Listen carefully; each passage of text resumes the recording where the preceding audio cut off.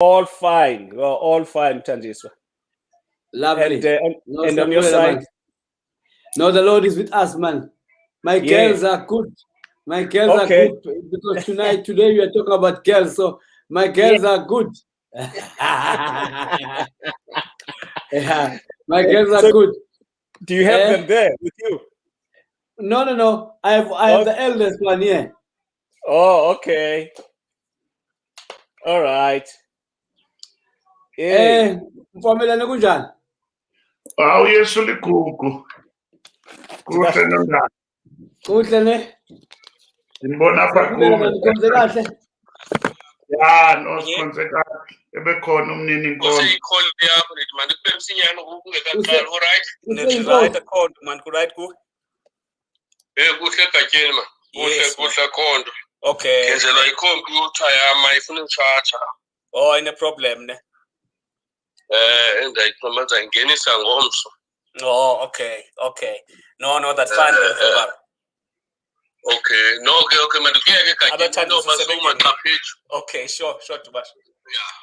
Sure, goodbye. Yeah.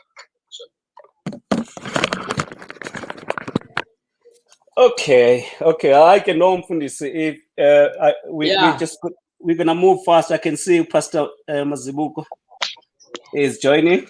There you go. Oh, Mfundisi. Ungeni lumwelas. Engathi mina ngedwa beyokhonza namhlanje. Hayi, bafike bakhumula. Yeah.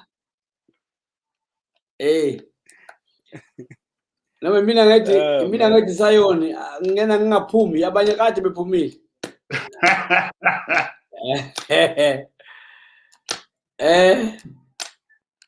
Yeah. Zot. Nondaba. Lo mcimbi esikole la umcimbi onzima. Hayi. Utsho ngamandla. Ugatsheni ufaka into enzima apha man. Yeah.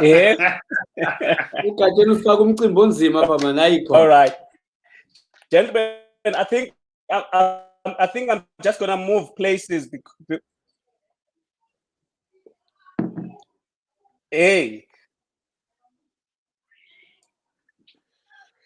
I'm gonna move places because I think my internet connectivity where I am is not great. So I'm gonna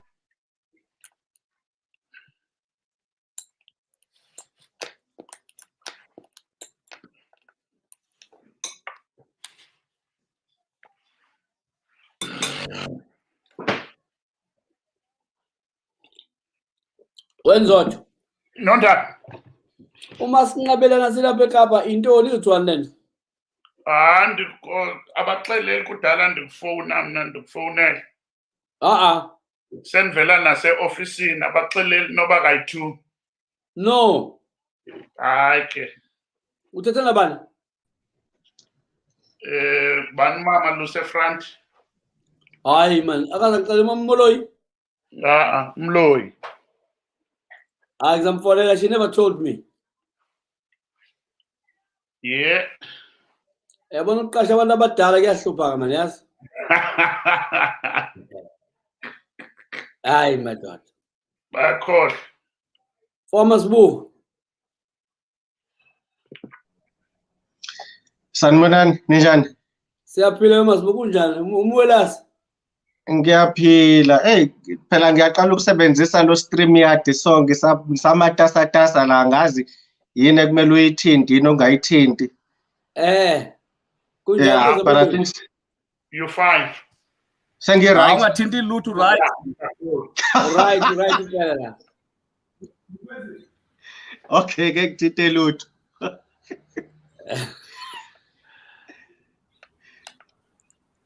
Ngiyakhala la engathi mina kuphela obesonto namhlanje. Yeah. Ncese mfowethu. Engathi ayi-studio ngihleli nabakhetheni.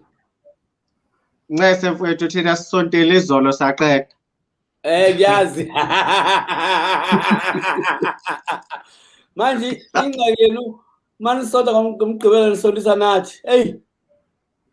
hayi khitwa ngayenza mfowethu hayi khitwa ngayenza kumele usinike ama-login details singene. Hayi yabona manje izolo nje abazali basesabathi bathanda ukungisondisa nami manje hayi ngeke sengisonta ngomgqibela ngesonto manje. Umelane nje ngike ngangena kodwa kangibonanga ngoba bengifake igama angalazi. Ngibona iposta yakhe ku-WhatsApp ngangena ngegama elingaziwa ngoba angifuni lento yokuthi uma ngingena bese kuthiwa nangu umfundisi sicela thandazi. So asasevala inkonzo umfundisi. Hayi sengazijwayeza nje ukungena njenge-secret assassin. Ngibona iposta ngingene ngibusiseke ngiphume. Yeah, underground.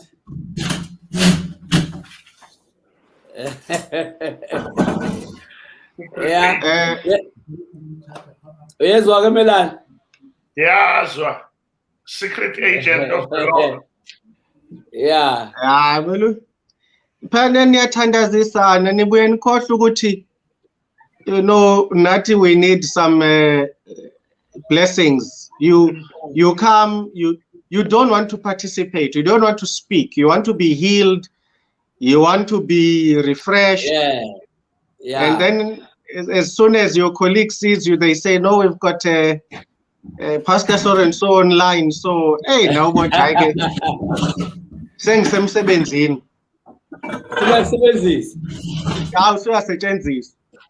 So when I attend online, I use a different account that has a name that no one would associate with me, so that I can switch off videos and everything.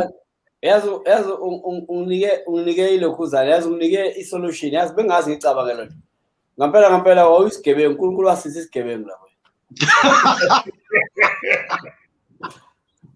No, you must try it.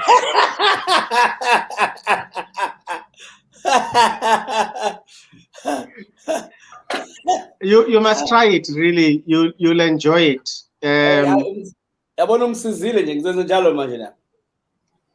Even before COVID, when I was on holiday with my family, yes, I always made sure I pick those churches that I'm almost certain no one has ever seen me within the Adventist circles. The smallest ones with the oldest people, where I know if I walk in and I sit at the back, someone will come and say, welcome my brother, where are you from? And I enjoy, I get blessed, I leave. Because once they recognize you, holiday is over, you are working. I'm telling you. And abantu abangamahloni abancane ukushumayelisa uvakashile. Uvakashile awufake awungene bakunike bathi mfundisi usiyozisa wena siyabonga. Hayi. Uvakashile hayi. Dalupet, right? Hey, mfundisi sikhona man. No complaints. Good to see you. You see that this StreamYard is not stressful, eh? You just log in and you're in. Yeah, I came in and then it kicked me out and then I had to come in again. Oh, okay. But I realized, the mistake was on my side. I had pressed something on the phone that shut it down. Oh, okay. All right. But I like it. Gentlemen, we're already live. These platforms we're broadcasting from, they give you a certain period of time. If you don't go live during that period of time, you need to start this thing again on this StreamYard. So let me take this time just to welcome all our viewers as well as our guests. It's a beautiful day here in Joburg. I don't know where you are. And I know that Durban and KZN and Western Cape suddenly loved bad weather. Ever since I left those places, the weather has been bad there. You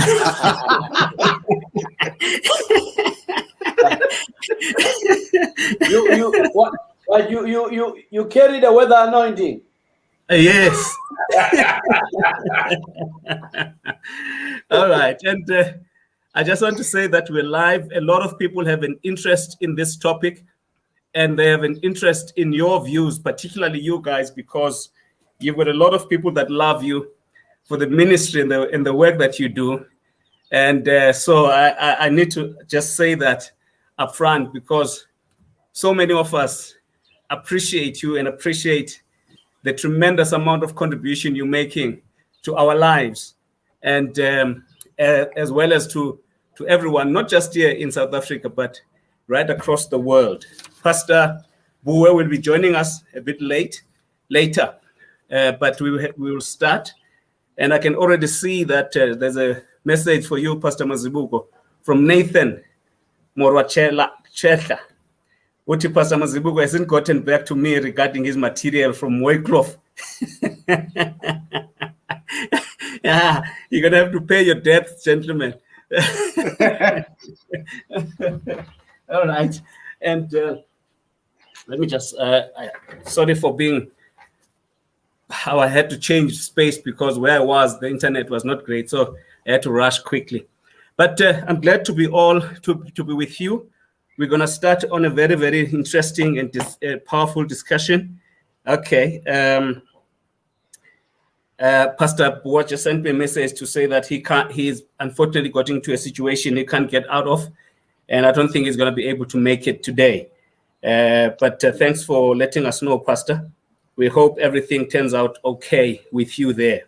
I just want to check that we are live on Facebook as well, so that people that join us through that platform, I can see. There are so many people that we are live on Facebook. I can see that. Nangu umamchawe ubeauty kotela uti kudala imane ndiphoswa.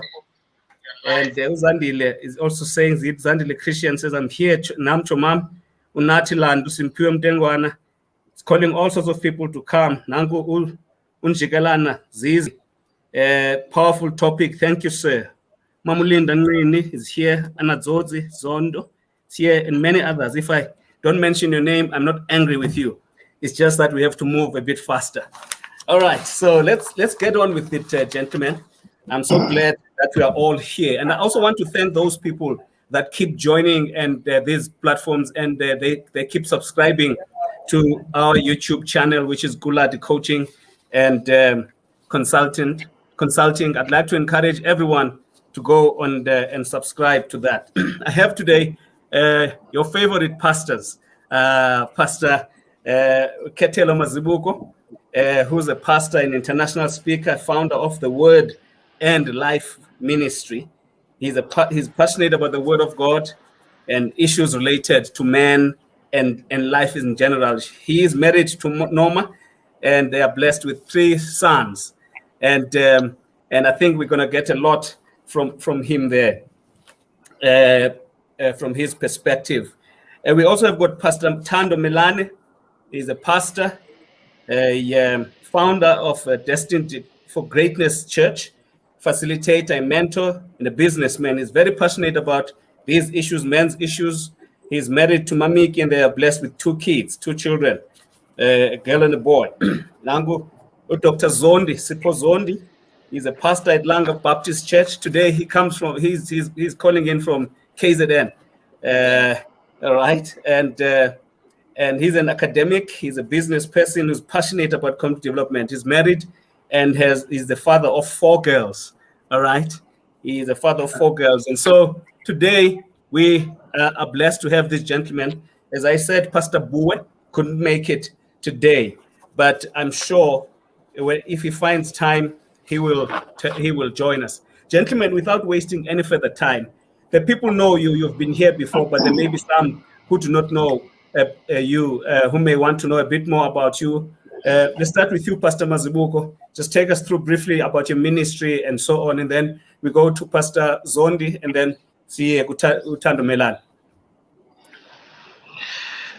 Good afternoon, everyone. It is a blessing and an honor once again to be here. Thank you, Elder Pat, for inviting us to participate. You've said much, really. Other than that, my ministry is really focused on a Pan-Africanist approach to Christology. I'm very passionate about making Christ make sense for Africans. That for me is very important. I think Africa has not been given a chance to tap into what it means to believe in Jesus. I have a passion for family ministries. I have a passion for equality and social justice. And one of the underlying things for me in ministry is I fundamentally believe that no one should die having never lived to the best possible expression of what God wanted them to be. And that's really what I do as a minister. Thank you. Thank you so much. And that's a nice segue to get into that. Dr. Zondi. Thank you so much, Mr. Kulati, my brother. Thank you so much, man. It's always an honor to get a call from you or a WhatsApp. I know when I get a call and WhatsApp, something is happening. Something is happening. Now I need to teach myself now to run away from your calls, run away from your messages, because I know. And the way you put them, you make sure that no is not an option. so one finds the way to respond positive to your message. So thank you so much for the invitation once again. You know, just before we started here, in fact, before I introduce myself again, my name is Sipho Zondi, Pastor Sipho Zondi. I'm pastoring Langa Baptist Church. Very honored to pastor a great church with great people. And I think I'm more honored to be called in a great community of Langa. I'm very passionate about that community. I'm passionate about community development. I'm passionate about just broadening our understanding of our calling in our churches. The fact that God has called us in communities to develop those communities. I'm passionate about community development. I'm very passionate about leadership and leadership coming from families and just individual leadership, you know, leading your lives and leading where God has put you. This is my passion, and I believe that God has called us during this time to really, really shape each other in terms of leadership. So that's my space. But let me tell you, I'm so challenged by the topic you have called us to talk about today, because I'm a father of 4 girls, as you know. 4 girls, 26 years, 25 years, Lindy Lerato, 14 years and 12 years, Zawadi and Amara. I'm living with these 5 women, in fact, in my house. So I'm very passionate to hear, and also I've come here to contribute, but I've also come here to learn. I've come here to learn, just to hear what God is doing in other people's lives. So thank you so much for the invitation. I'm hoping that our listeners are going to be engaging through questions themselves. Are going to be teaching us a few things, and I'm hoping that they're going to be blessed today. Thank you so much, my brother.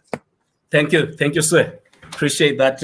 Pastor Mazibuko tried to do what you tried to do. You tried to escape, but then brought. and by the way, I watched a program of yours in your church, Pastor Zondi, where you guys were celebrating the local Langa. What is that? The people that arrest the thieves and all of that kind of stuff. Oh, the patrollers, yes. The patrollers, yeah. Oh, thank you so much. All right, Pastor Thando, Melane. Yes, exactly as you have said. My name is Thando Melane. I am in the city where people save money in order to come to. I'm in the fairest Cape Town. Yes, we run a church called Destined for Greatness, which is right in the city center. Zondi and others are in the periphery, and I'm in the city, and I'm in the center. Let me correct that, because otherwise listeners are gonna get the wrong impression. There are people who have put themselves in town. where there are no people. They're running away to townships where there are people. Melane is one of those.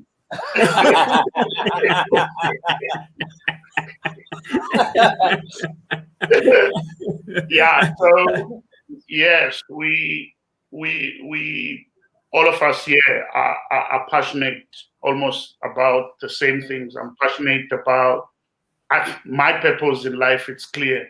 It's just to build people, empower people for effectiveness. If it's a community, it's a school, it's a corporate world, it's government. That's my passion. If ever you want me to be happy, give me people and give me empowerment of those particular people. That's my happiest space. And I think I'm also here in this program. I'm the balanced one. Here, both gentlemen have the extremes. I have a girl and a boy.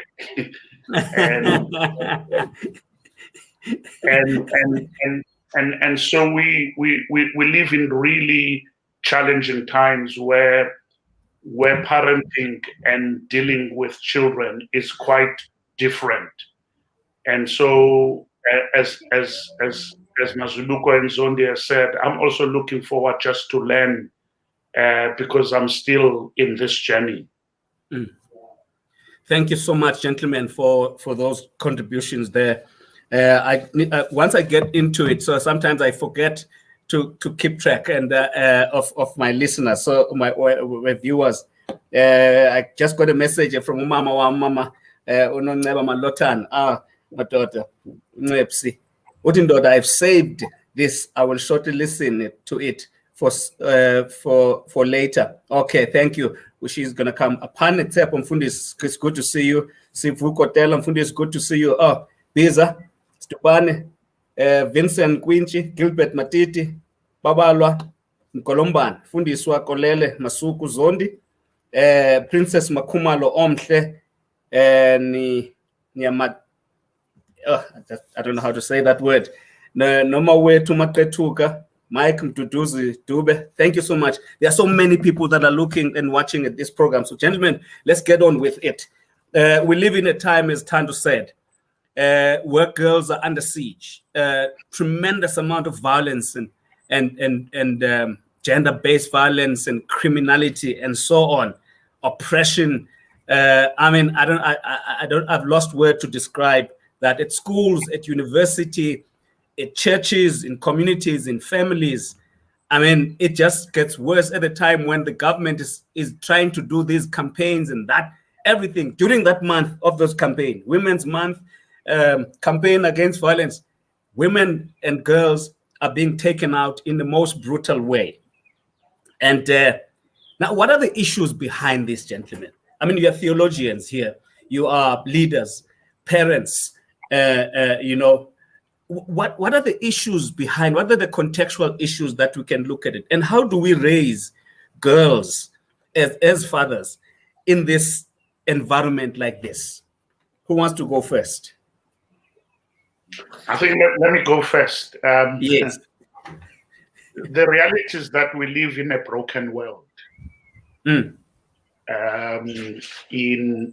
our context, in South Africa, it is the historical inequalities that we have, and not only the inequalities that we have, but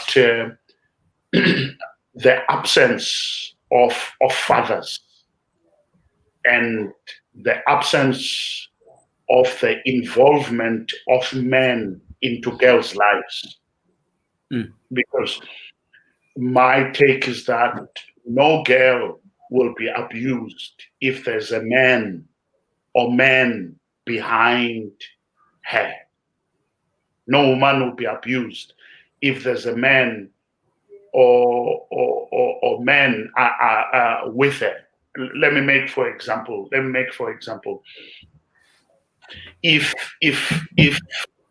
a boy or a man sees my daughter, and I sit down with with that young man who's going to take my daughter, and my brothers sit down with that man who's going to take my daughter, it's going to be almost impossible for that guy to abuse my daughter. Why? Because he knows that there are men in the life of this woman that he's going to get married to. And so there's a serious element of the absence of men into girls' lives, whether deliberately or not deliberately. And so that's the brokenness and the absence of men into our girls' lives. Okay. All right, we'll come back to tease up on some of those issues. I see Mazibuko that you want to say something at this point? Well, yes, I think I very much agree with Umfundisi Melane. We definitely have a very broken society. And while we have our own contextual issues in South Africa that could mark where we are perhaps uniquely broken as to other countries, but also just generally worldwide, the world is broken, and it has weapons that it is using as a reflection of that brokenness. And among us is the issue of that has now been branded as toxic masculinity. It's one of the weapons that the broken world is using. And women are then suffering as an outcome of that. It's hard, it's difficult, it's painful. Like when we had this conversation with you, when you were inviting me into it, and I said, I'm a father only to boys. I'm not sure if I can contribute. And you were saying, no, you have to come. And I had to think a lot about that, because we're talking about raising girls. And as I was reflecting on the topic, after you insisted that I come, I then thought to myself, how do I make sure that my sons do not murder your daughters one day? Suddenly it became a very difficult thing to do, because now I have to think, wait a minute, the topic says fathering girls, but why are we talking about fathering girls specifically? The context that we are talking under, remember, we're not just talking under beautiful times. Yeah. The context of this topic is that girls are suffering. And they are not suffering from each other, not that there are no women-to-women issues, no. But the reality is that they are suffering from men. So I have to ask myself, what kind of man am I? What kind of men will I be dismissing out of my house in the next few years? You know, our firstborn is going into matric next year. He will soon leave this house, and he will engage with your daughters at university in a manner that is going to be now life-changing. Could possibly meet a wife, and God forbid, he might end up in the news because he murdered one of the girls. Do you understand? It's a reality, because I can't excuse my sons out of that, because the boys who are doing it are also somebody's sons. So every father must now be alert to that I might attend a court case one day where my son killed somebody's daughter. What do I do as best as possible to avoid that? As a beginning, I think the task is just huge, not insurmountable, but man, it is huge. Yeah, it's very huge, and you're right. I mean, there are so many issues that come to your mind in this context. We will get to the discussion in terms of how do we really change the situation. But for now, for our viewers who have just joined us, we're just trying to create the kind of contextual analysis so that we can see how we can deal with that. Pastor Zondi, over to you. Thank you so much, my brother. I think what Pastor Melane and Pastor Mazibuko have said, I concur with it, that we are in a broken world. Broken men, broken women, broken society, broken families. Men are broken. Men are broken. And because of that brokenness, which is, of course, is the root cause is sin. Because of that, as they say, abused tend to abuse as well. The abused tend to abuse as well. I think also it is proper for us to start by really just apologizing to all the women who have been abused on behalf of men. There are women who are abused physically. There are women who are abused emotionally, abused sexually, and some are silently abused. I mean, we read about it in newspapers. We see it every day. There are daughters, I have physically 4 daughters, but I have many daughters. I have hundreds of daughters in the Lord who look up to me as their father at church and elsewhere. And you can see, they call me father, really. I'm their father, and they look up to me. And some of them really are abused by their brothers, they are abused by their fathers, by their colleagues. This thing of women abuse is not starting now, it's not new. In fact, if you check scriptures, you'll find it. Somewhere, I think it's 2 Samuel, chapter 13. David had a son, Amon. And Amon abused his sister Tamar. And that abuse caused a lot of havoc in David's home. And here we are now still talking about the abuse that has been there for quite some time.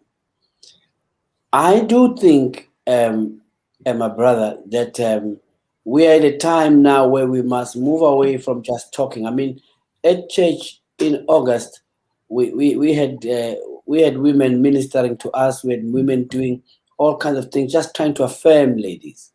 But I think we're at a stage now where we must move from there, from talking to doing something. And I'm glad of programs like this, doing something not only to women, but also to men, to young boys, doing something to young boys. I have girls, as you know, and every day I look at them and wonder if at some stage they themselves would not be abused. Or at some stage they've been abused, maybe without my knowledge. And because there's also this silent atmosphere against abuse, particularly within the church. And as a church, we seem to always be, dragging behind. We seem to be behind the society. The society seems to be ahead of us, and we seem to always, almost in everything, tracking behind. And I'm glad that we have a program like this, and I'm hoping today we're going to come up with some kind of way forward, some program that will go beyond just denominations, as some move by the church. That is not going to wait for August next year. It's not going to wait for August next year, Women's Day, Women's Month. An ongoing program that is targeting to deal with this thing within men. So the source of abuse is brokenness. Brokenness. And the source of brokenness is sin. Unfortunately, it brings us back there. Unfortunately, it brings us back there that the world needs Christ. Men need Jesus. Men need Jesus. Women need Jesus. The world needs Jesus. Families need Jesus. That's where we are. But we do need to explain this Jesus, because some men who are in church are still abusing. They're born again, abusing wives, abusing daughters, born again. I'm talking about washed by the blood, and even preachers. So it looks to me we still need to explain this Jesus that people have accepted. then I agree with the pastors that the cause is brokenness, and of course, brokenness caused by sin. That's where we are. The impact of sin. So thank you so much. I think I agree with them. But my hope today is that we will come up with something that is very tangible, that is going to be ongoing, and really try to push back the scourge of abuse. Yes, I thank you so much for starting to talk about the way forward. Now that we are clearer about the kind of environment that we're operating under. But I'm tempted to say, a cynic out there can say, but this idea of brokenness is an excuse for irresponsibility, for fact that people do not want to take responsibility. Any takers on that? We won't stay that long there. But someone can say, but I mean, everybody's broken, but others, are not doing are not killing, are not abusing, are not beating up. Any comments? We're going to touch and go there. We're not going to stay. Well, me and Dr. Zondi, we've got a common friend, Dr. Mlisana. Doctor? He says, Dr. Mlisana, Zolile Mlisana. He says when he was at med school, they were doing practicals. So a guy who was bleeding from the head, because of panic, they rushed to give him solutions in terms of wanting to cure him. And the supervisor said, but have you checked first what is the problem? And they said, no, but this guy was bleeding. And this guy took the beanie off the guy. And the problem is that his brain, whatever had happened, had popped up. And so he said, from that day, I learned when I deal with the problem, not to give solutions first. Before I am able to identify the problem. So we are identifying the problem now, so that when we offer solutions, we offer right solutions instead of saying, no, it's just irresponsibility, but where does it come from? So this is what we are doing first. Let's identify the problem, let's measure it, and let's offer solutions into that matter. If there were no if it was not a broken world, broken man, we wouldn't be discussing this. So let's identify the problem first and offer solutions. Okay. I forget sometimes that I speak to pastors here. All right. I agree with that. And also, the idea of being responsible, one is to ask what is the right level of being responsible in this context, so that we then say we are not making an excuse. And I suspect that the cynic thinks being responsible is having a government with an efficient policing force and prison system and justice system that works, so that the abusers may then be arrested. But you see, and I must stress this without any confusion, prisons are not a solution. Police are not a solution. They are a management of a problem whose cause has not been addressed. When we take a person to prison, we are not solving the problem. We are managing the consequences of their presence in the general population. We are still yet to solve the problem. What is going on? So we can run the most efficient prison system, the most efficient forensic investigative policing capacity. We capacitate the NPA. We come up with specialized courts for domestic violence and crimes, gender-based violence crimes. That's not going to, so what are we then going to say? We are now going to clap and say, at least we know for every woman that dies, there's a man that goes to prison. We're not solving the problem. We are managing a crime successfully, but not solving the problem. So when we say that the root cause is brokenness, it's because our aim, and I am presumptuous to speak on all our behalf and say we have a common aim. Our desire is not to see a well-policed society. It's to see a society where no one needs to be policed to do the right thing.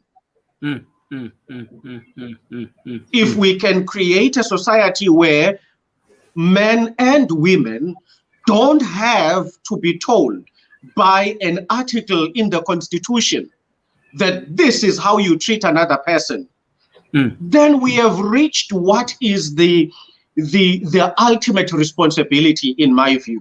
So when the cynic calls for responsibility, my answer is responsibility is creating a world where we don't need to police each other's behaviors, where we don't need to police the spaces where women need to move safely, where we don't even have such a category where these are safe spaces for women.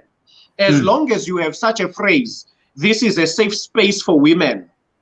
I see that all the time, and it hurts me when I see ordinary things, posters, you know, women's programs, where you will see the organizers have written, "Come women, let's talk. This is a safe space for you."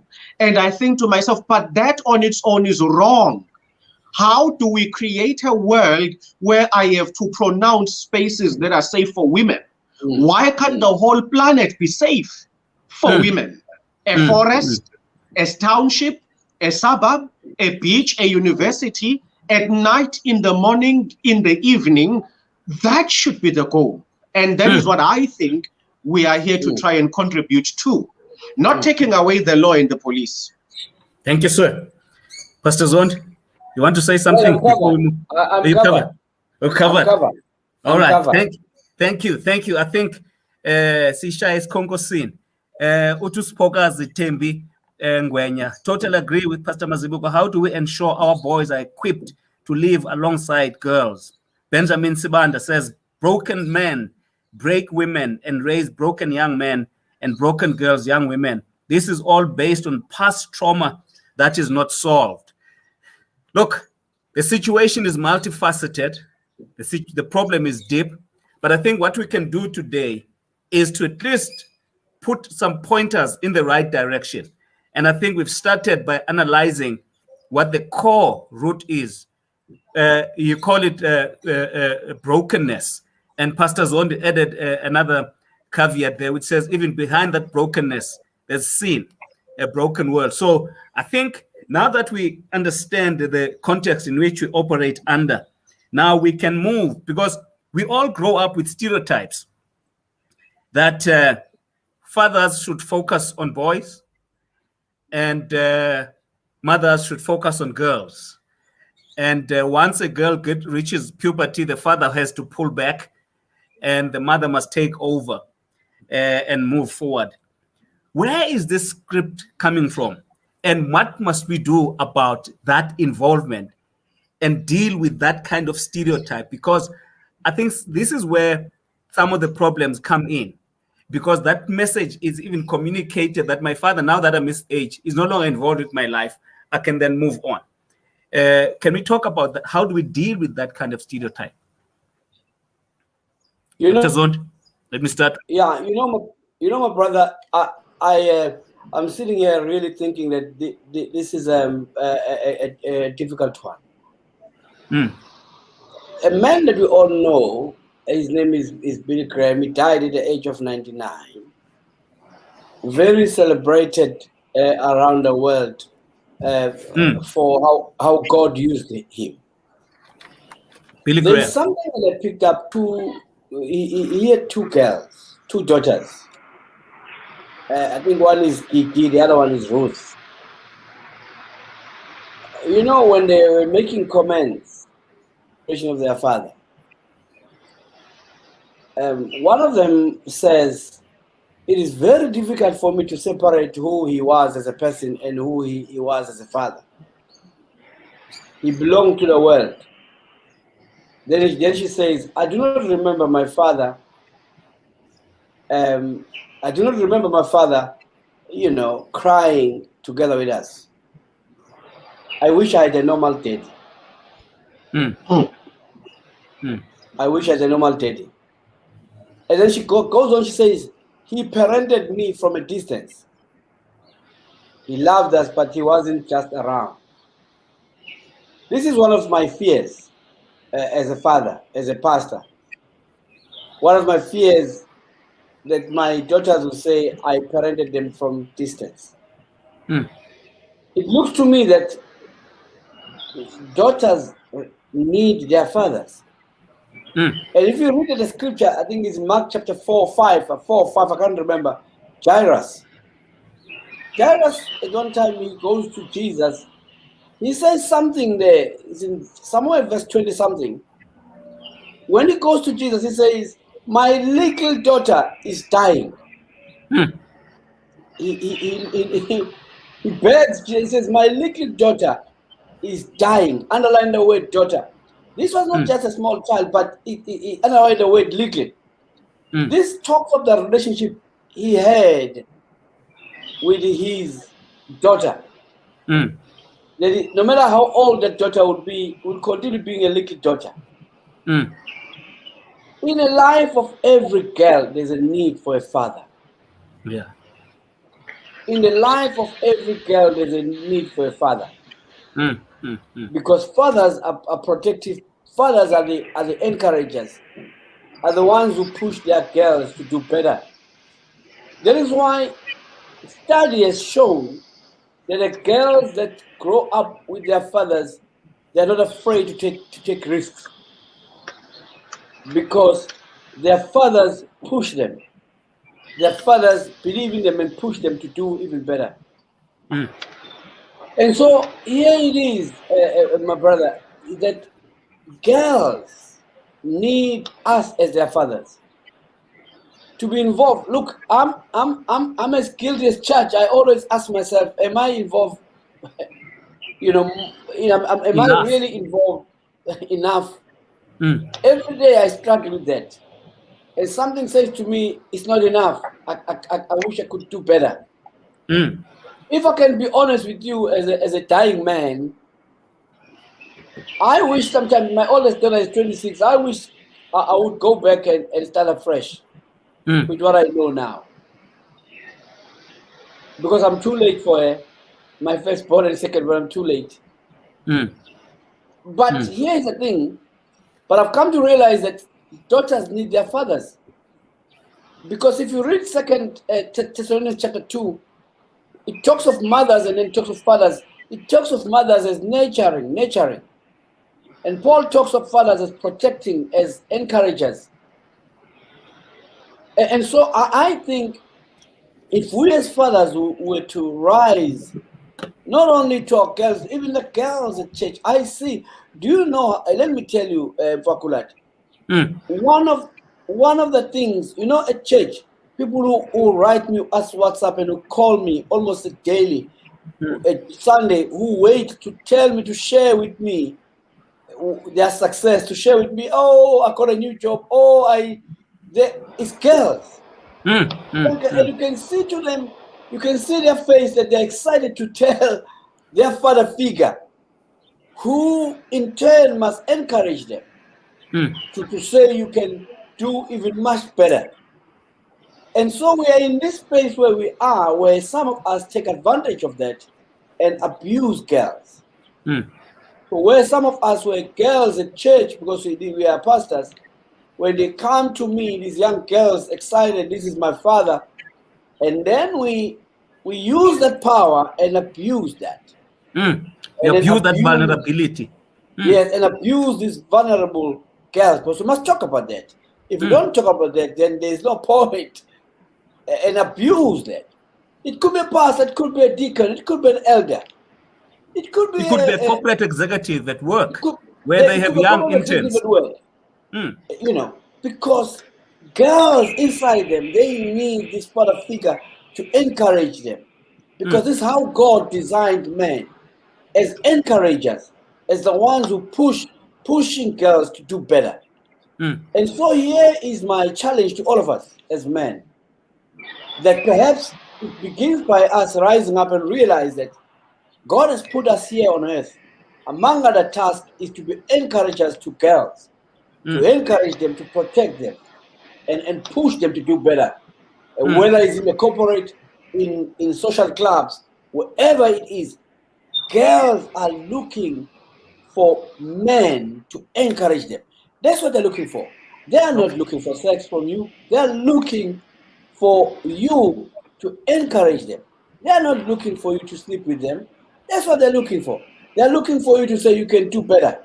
You know, push. You are looking. You can do better than what you've done. There's much more for you, because study has shown that girls who grow up with their fathers, they can take risks. Because you know why? I'm talking about fathers who are involved in their lives, because fathers are encouragers. They are the ones who are pushing their daughters to do better. Do you know? I see a dad home that they are very close to their mother, but when they come to me and they tell me something, and when I say you can do it, you can see their face changes, really believing that if dad said I can do it, then that means I can do it. Okay. If dad says I can do it, that means I can do it. Not only my ones, even at church, I have a long list of young girls who will say, who come to me and say, Tata, can you do it? This is Thando S. You can see when the girl turns back now to walk away. She's walking away with this pride that my father says I can do it. You know, I can do it. It happens every time at church. I meet them and say, Dad, this is Thando S. You can see it my way just of encouraging. She came to me not looking for anything, just looking for encouragement, because there's something God has put in us as men to encourage girls. Okay, all right, and I like the fact that you're straddling between home and church, and this is why I said to Mazibuko he needs to be here, because you know, if you're not a father just to your own biological children, but you're a father to others in the church, in the community, even at work, everywhere else where we are. So that fatherhood is something that encompasses all our journeys. Any other comments on this before we move to the next? A practical example on what Dr. Zondi has just said.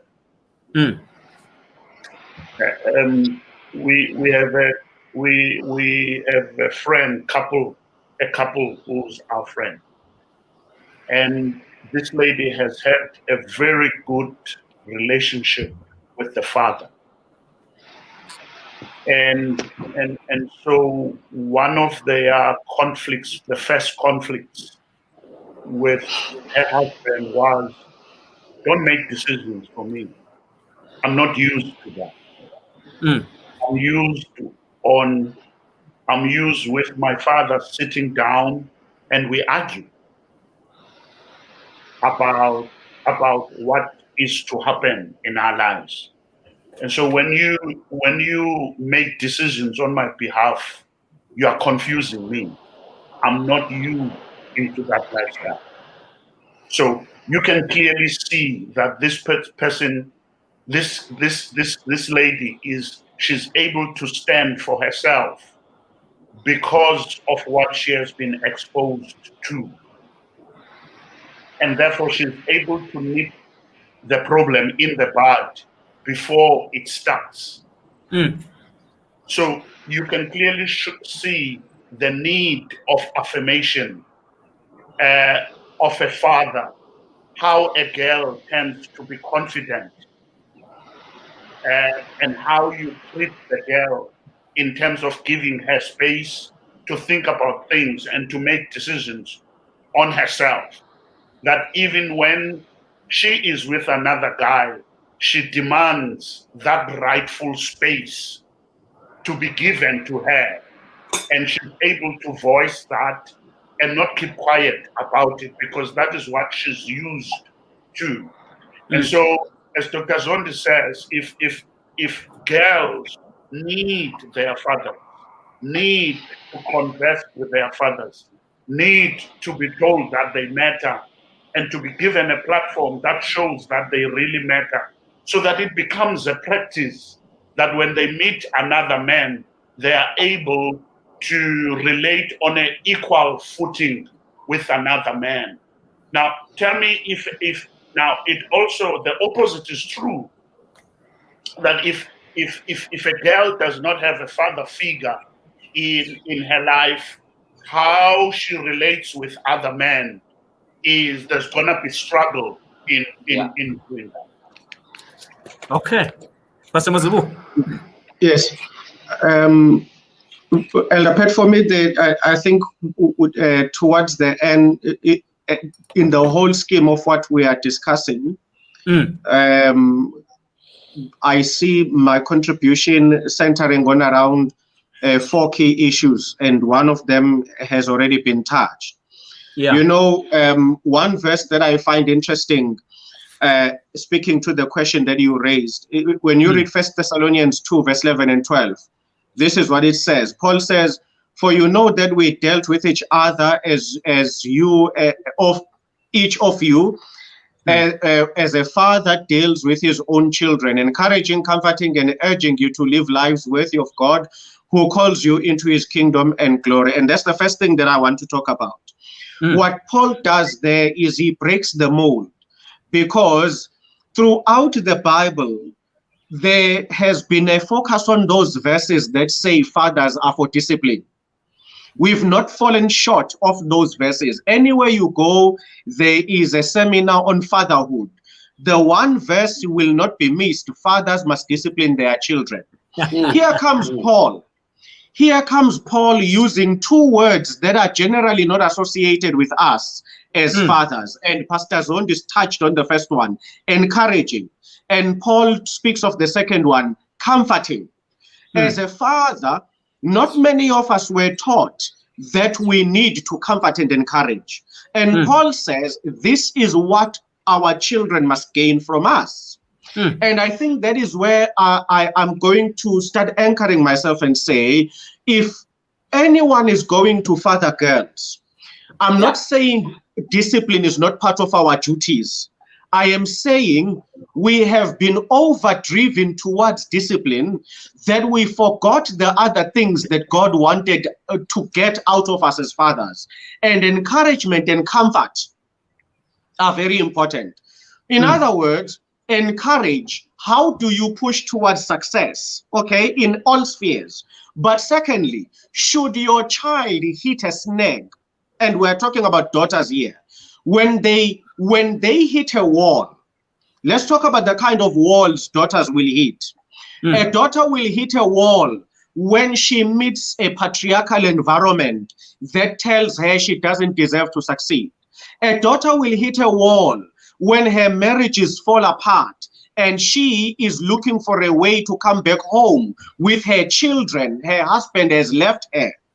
These are points of comfort that many of us men have not been taught to be there for. Girls will get married. It will end in a divorce. What will the father say? You don't have space in my house anymore. Yeah. We'll back. Go back. But that defeats comfort. That's not comfort. Paul says fathers must comfort. How do you comfort your daughter when she's in a flat somewhere alone, struggling to deal with a divorce and raising kids? I would think that comfort says, come home. Come home. Come here, cry with me. I will drive your children to school. Do you understand? I am going to take over all these responsibilities that will give you room to cry and recover yourself. And so that for me, I think is important. I know we were told we must discipline, but I would like to encourage that we really look at comfort and encouragement as our gift to the daughters. The second aspect goes back to Genesis chapter 1, the creation of human beings.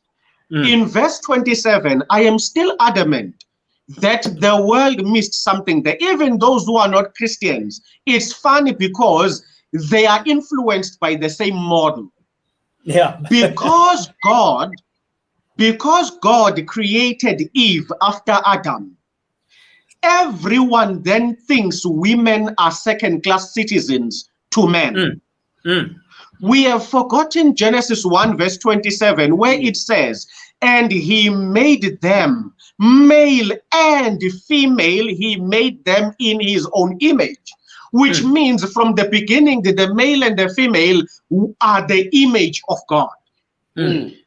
I have a problem that if fathers do not stress the divinely appointed equality of girls in their minds, girls themselves will put up with nonsense that God is not putting up with. Because they see themselves as receiving favor. Oh, he loves me. How lucky am I? Oh, they gave me a job. How lucky am I? We have to begin with Genesis chapter 1 in fathering girls. No, you are not lucky to be alive. You are as much intended by God to exist as he intended the boys to exist. Do not walk through the corridors of life feeling grateful that you are walking among men. That's where it begins. That's where as men we gain our dominance. That's where girls accept their inferiority. So for me, if I have to father girls as I father girls within the ministry, my first point of call is, don't you dare even entertain the idea that you are a second-class citizen to men. Let's clear that out. Rise to every possibility that you are a God-created species, and that every opportunity that men have, God has laid before you as well. Okay. We miss it on their humanity, the whole train goes off the rails. Wow. Yes, gentlemen. Yeah, okay, carry on, Zondi, so that we don't forget your thought, but I just want to catch up on something. Yeah. Because what Pastor Mazibuko has said is hitting the nail. It is so important for all of us who are raising girls, and even in church, all of us who are pastors and all of us who are in positions of authority as men. It is so important that we put that thought in their minds as young girls, that they're not here by mistake. Even those girls, when they get married, you get married to be a partner to your husband. You become a partner. You are partners. That's what the scripture says. You're not a subservient. You are a partner. You are partners. You're partnering. You are equal partners, but with different functions. But we are equal partners in a marriage. So it's very important that our girls, we raise them up. And here's the thing I want to say to encourage your fathers. There is a particular kind of love and affection between a godly father and his daughter. Let me say it again. There is a particular kind of love and affection between a godly father and a daughter. When a father raises a son, he's raising a son as if there's something similar to us. But when he raises a daughter, there's something different about you. So there's this affection. This God has created a particular affection and love between a godly father and his daughter. So when a father loves a daughter as someone who's not just like me, God has entrusted him to raise up that child to be, to be like the most important person on earth. It's very, very important that as men understand it, that there is this kind of love and affection that your daughter, you share with your daughter. She doesn't share with anybody. If you are an absent father, your daughter will always miss this. Let me say it again. If you're an absent father, your daughter will always miss this. Let me tell you, my girls, these ones and all the ones, I'm being honest with this, all the ones at church, you can see the hug. Even right now, I've not been to church for 2 weeks. They write me SMSs. Where are you, Daddy? Where are you? You know, there's this affection, this love that they have for you. With this godly love and affection that they have for you. So when fathers are absent, your daughter even if you are present but absent, grows up with this vacuum in her heart. This vacuum, because she has never shared this affection, this love that she has with her father. This is a genuine love, a godly love that she has with the father that she needs to share. So I want to encourage all the fathers out there who are listening to me, and some are like me. We're there, and some like us. We're there, but we're absent. We're there, but we're absent. But we encourage you, Kuti. Let's get involved there. You know, our daughters need to hear that I love you, my girl. You know, when you say I love you, I tell my daughters all the time, I love you, I love you, I love you. Even the ones that God has given me in the Lord and others, I tell them I love them. You know, they must hear that word love from me. And it's a godly love. There's a godly content to that. It's a godly love. And this is what girls need. This godly love. And for us as men, we need to grow up to that. We need to grow up. We need to grow up to hugging these girls and say, I love you. I'm talking about godly love. This genuine godly love. And affirm them, like Pastor Man was saying, and Pastor Mazibuko. Girls that have been affirmed by their fathers, they have confidence. They are world beaters. You cannot touch them. Trust me. Girls that have been affirmed by their fathers, the world cannot touch them. We're gonna get to that just now because I want us to build a bit more content in terms of how do we build that relationship. Let's say, we're gonna break the fathers up into various categories. There is the present father who's there at home, but you still feel this, like I do. You still feel this gap that you're not doing enough. Okay, there's that father. Then there is that father who is out there. They never got married with with the mother, or maybe they broke, the family broke through divorce or separation or that kind of stuff. Or there is this other guy who at some point has never been involved with the life of this girl. Peak even said, not mine, but later it became clear that this is my child. And so we've got to figure out, how do we, for those different kinds of dads, begin to help them to build this relationship from wherever you are. So like me or like you are there. But at the same time, there's this gap that you feel. But there's this one who's much more distant. There's a father or a father who is separated or divorced from the mother or from the lady. Then the lady got married to another guy. And that guy is playing a fatherly role. They call it a stepfather in English. But then at the same time, there's this other biological father who also wants to play a role there. So can we just look into, how do we help all those fathers? How do we help them? We are going to come back also to the single father. Now, let me just acknowledge the people that are here that have joined us. Princess Makuma Lomhle. Noma wethu, okay. Andrew Mudise, welcome my elder mfundisi wami. Zamekile Mdichwa. Bokhosiboyile. Letebele, welcome. Asisandisiwe Mamia, good to see you. Oscar Dube, oh man, long time. Monez Ntleki, good to see you. Tibashe. Bandile Tali Chini, Melane nangu. Umagaba Lungisa. Yaze. Michael Mababolo, former colleague. How are you, sir?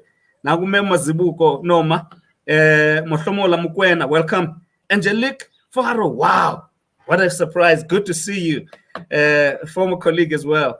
Tokielo Alibumbe Pikoli, hello Sisinzani, Sundas, good to see you. Babalo Stemele, Delawa Tola, Toto Tola, Babala Yemia Masoga, good to see you.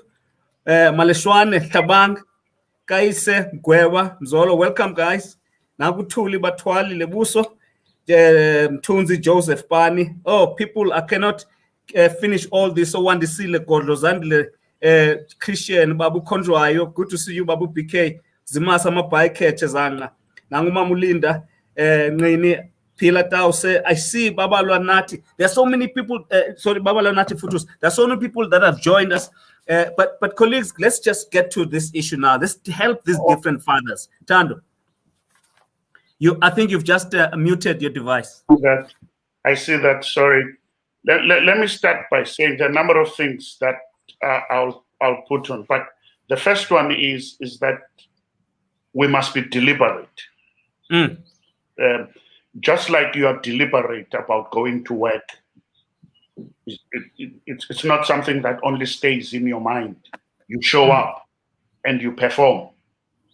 So if you want to develop as men relationship with our girls, we must be deliberate.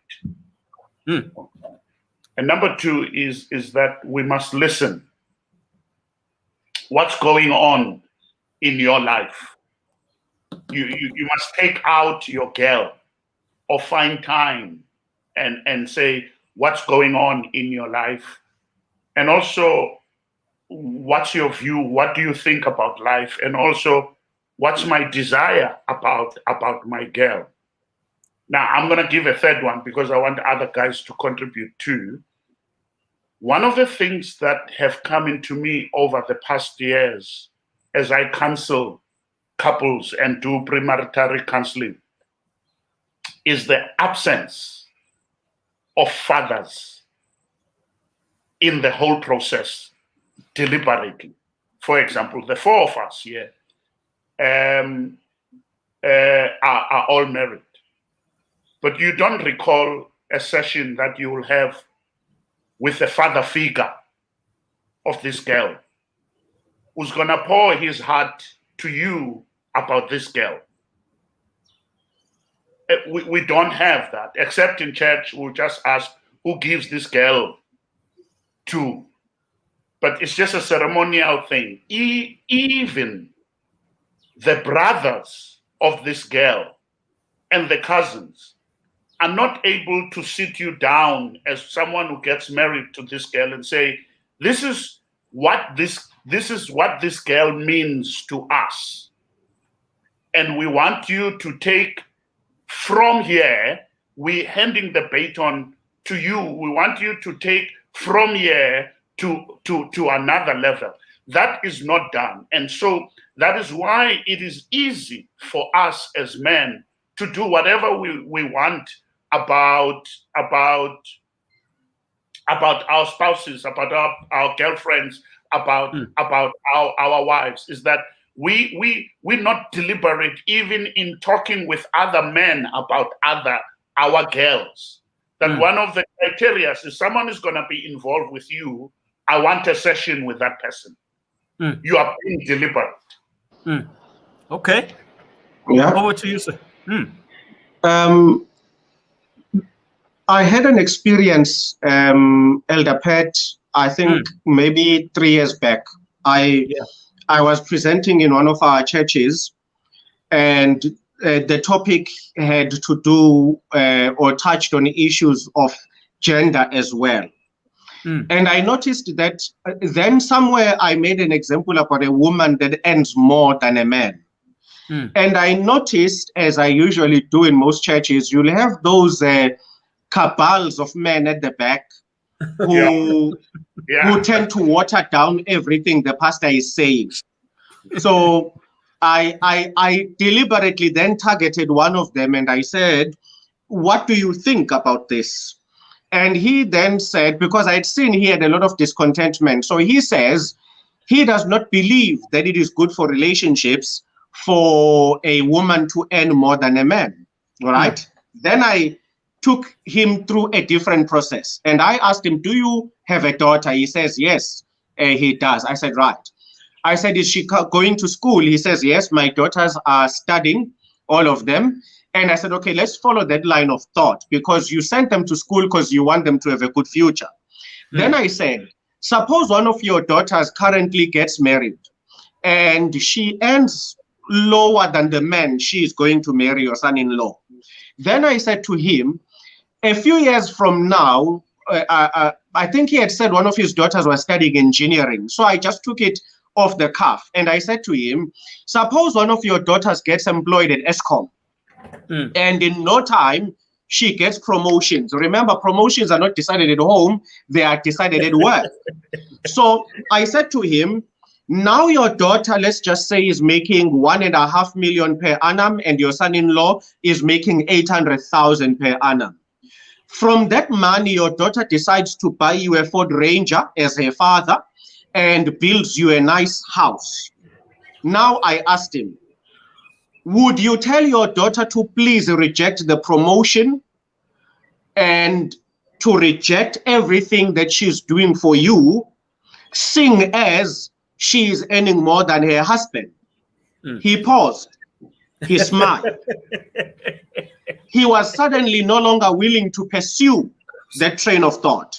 Now, where am I going with this? Yes. I think one of the weaknesses in raising and fathering daughters is the disconnection between the aspirations fathers have for their daughters versus the reality of how they treat the mothers. You see, this man, he would not make peace with his wife earning more, but he somehow loved his daughter enough to want her to earn more. And what maybe as another way of raising a daughter, don't create a disconnection where you have lofty ideals for your daughter, but you treat the mother as a subset of life. I think that many girls are hearing their fathers saying nice things to them, but are struggling with the disconnection with how they see their mothers being treated. So I do think that one of the best ways to raise a daughter is to love their mother very well. And in doing so, you are sending a message to that girl. You are not just sitting, because men will do it. A man will sit with his daughter on his lap and say, you are my everything. Any man who touches you, I will kill him. But the same man is cheating on this girl's mother, who is in the same house, standing in the kitchen cooking. If only she disagreed, then the girl would know otherwise. That disconnection must be addressed. You want to raise daughters well, love their mother, even, by the way, because you've raised the many different avenues. A divorced man, a man who only got a girl pregnant but never married her. You could treat this lady with such dignity and respect that it communicates to your daughter the love that you want her to know. Wow. Sure. Hey guys, it's getting serious now. Let me just read what Mteteleli TK is saying here, which links very, very well with what we're talking about. Because we have got to deal with the different permutations of relationships that fathers have. And at the end, we're going to also ask the baby mama who's no longer married or having a relationship with the daughter's father. What can they do to facilitate that relationship?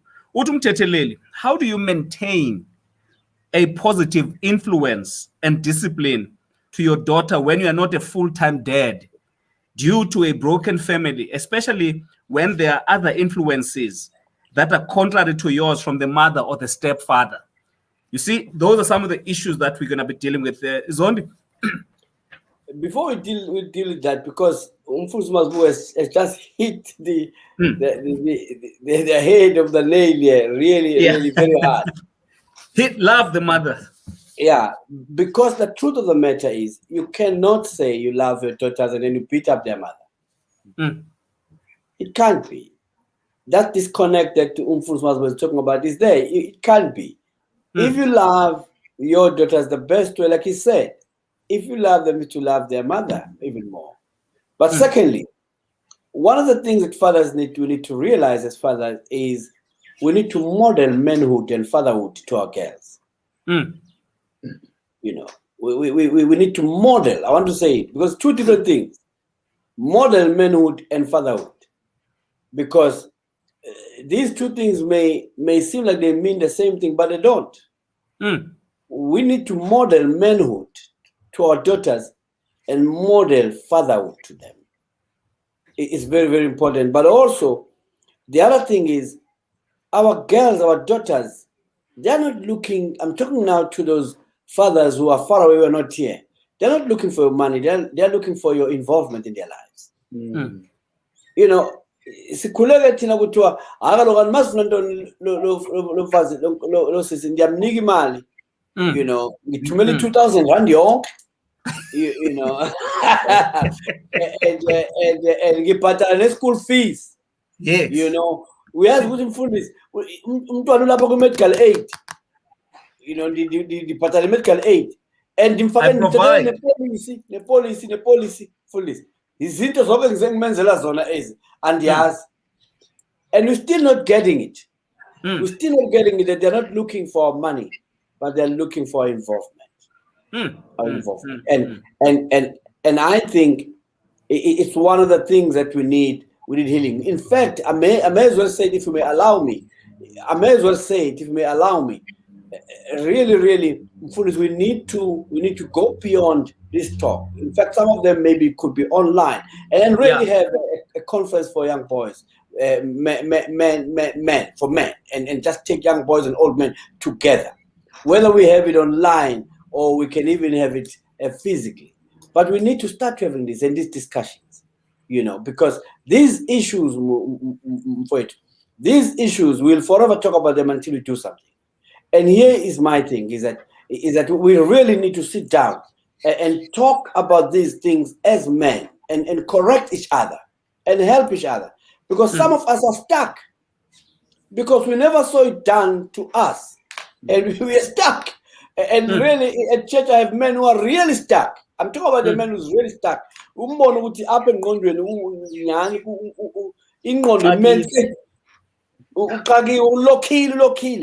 You know, and so those men need our help, because they are really stuck. To them, fatherhood is buying groceries every month. That's fatherhood, and that's what we've seen our fathers do. And so the categories of men we're talking about, the one who's far away, I want to say to that man, even though you may be sending money, but you need to get involved. Get involved. Create time with your daughter.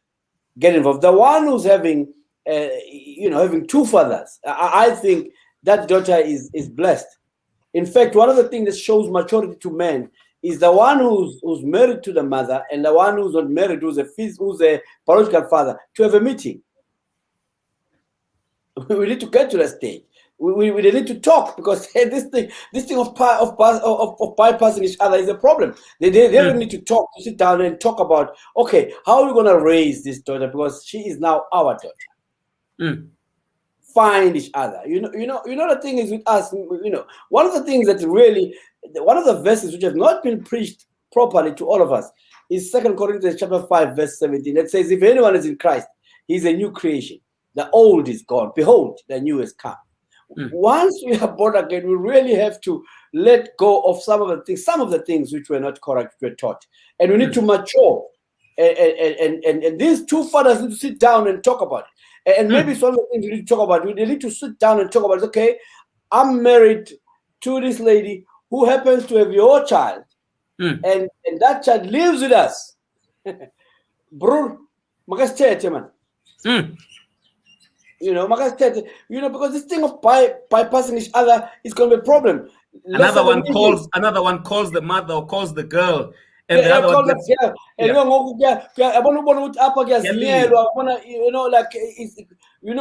there's some tension in the corner. My view is that let's sit down, let's talk about this child. What's your vision? What's your plan? How do we bring him up? How do we bring her up? And stuff like that. And I'm suggesting what's going to solve the fundis is these two people to be adults, to grow up, to mature, and talk. In fact, the three of them, they can even involve the mother.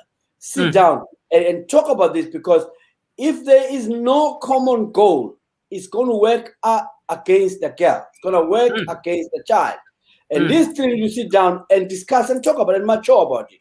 And so I'm saying to you, and then the other category you spoke about is, I think you spoke about a category you are in there.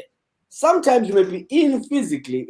I'm reminded of the story of Luke chapter 15 of two sons. One was a prodigal son, the other one was an elder son. Remember the story, Befulis? In actual fact, when you read the story, you discover that in actual fact, the one who has a disconnect, was the one who was inside the home, the eldest brother. The eldest brother was at home, but not at home. Sometimes we could be at home as fathers, but not at home. You know, and I guess it's a challenge for people like myself. I mean, I'm guilty there. I always feel I'm not doing enough. I'm guilty. I'm so guilty because I'm guilty, and that's a challenge with all of us working men, pastors and other working men, that we are there but not there. And I think we must first by admitting it. Let's not hide about it. You know, let's not hide about it. Let's not create some defense mechanism. You know, let's just say the truth as it is. Because guys, I'm so sorry. I should be doing more. I'm so sorry, but I'm so sorry. I should be doing more. Again, in time management. Time management. The figure up as a kodwa ngiyabona ukuthi niyanginida manje ngiyaxolisa kakhulu ngizozama ama-chances mhlawumbe make sibe ne-Friday ngiyenu or something, come up with something make senze nje but ukuze sikwazi ukuthi the issue, you know, maybe how about we have a holiday every 3 months, something like that, you know, and then but it begins by admit that Sipho Zondi, you are there, but you're not there. Sure. And let's admit that. I'm there, but not there. And not shy away from it. Not shy away. And just say, Koskas, enkosi man ngokubakona all the time. Starasam, enkosi ngokubakona. Ngikagele up. Ndimo mistake. Because when we do that, you're creating an environment where everybody at home is able to help you to fulfill a task. Because you're not denying it, but you are. But not only that, but you create now and say, how about then having other sessions, say so that I'm able to have time with you. Okay. Wow. This is interesting, and I do a chance my pastor, but because I do want us to talk, because the complexities in a marriage setup are better than these other permutations that we're talking about, you know, where the stepchildren and all of that kind of stuff. And I want us to spend a bit more time there so that we can figure out how best to help that mother, that father, that girl whose father is not in the house. I just want to read what people are saying here. Unatiland is saying, beautiful lessons. I'd like you to discuss for a few minutes sacrificing your girl child at the altar of the church to maintain a righteous position. That is what is a problem for many elders. I'm saying this because some of us men are pastors, elders, preachers. How does this affect the girl child when she hits the wall? That was a beautiful point, Mazibuko. And then Ufundiswa Mose is saying, I wish all men were listening to this. Guys, let me just say, this topic has really touched a nerve. And I think today we're just scratching the surface. But I think it really has touched a nerve. Uti apa Uzandi le Christian, Pastor Zondi is just Uti Ubonga Chris Kwazizuma. I have 6-year-old twins, boy and a girl. Girls are very particular other than boys. My girls would just say, Daddy, you don't love me. You don't say you love me. She always wants to hear that. Thanks, Pastor Zondi. They want to hear this from time to time. And then there are so many other people that are coming to comment here. Tandus, my pastor, you wanted to say something? No, I just wanted to say that in whatever permeation, as I said, if there's being deliberate, you will get what you want to achieve. And